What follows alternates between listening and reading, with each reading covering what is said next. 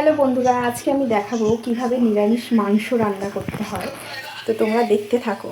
নিরামিষ মাংস রান্নার জন্য নিয়ে নিয়েছি পেঁয়াজ কুচি, টমেটো কুচি, এখানে আলু, আর এখানে মাংস, অল্প একটু মাংস। আর কড়াইতে দিয়ে দিচ্ছি তেল। আলুগুলো ভেজে নেব হালকা করে। গরম তেলেতে দিয়ে দিয়েছি গোটা জিরে আর তেজপাতা। এখানে দেবো পেঁয়াজ কুচি।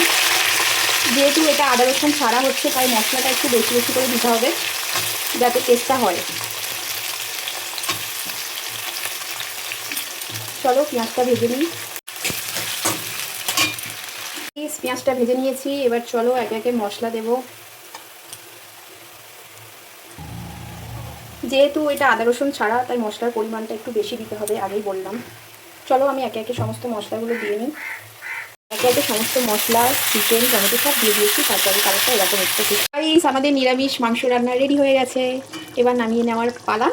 পরে খেয়ে টেস্ট করে বলবো যে কেমন হয়েছে। আমি এই প্রথমবার নিরামিষ মাংস রান্না করলাম। চলো।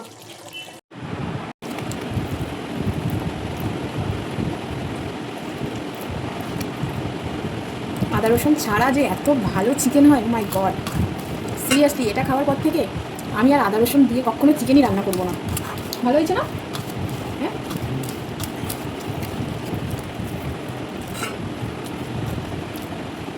পুরো চুমু হয়েছে, চুমু।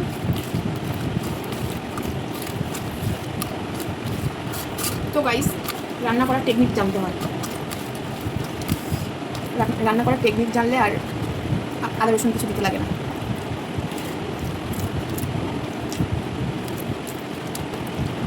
তো চলো খেয়ে নিই। টাটা।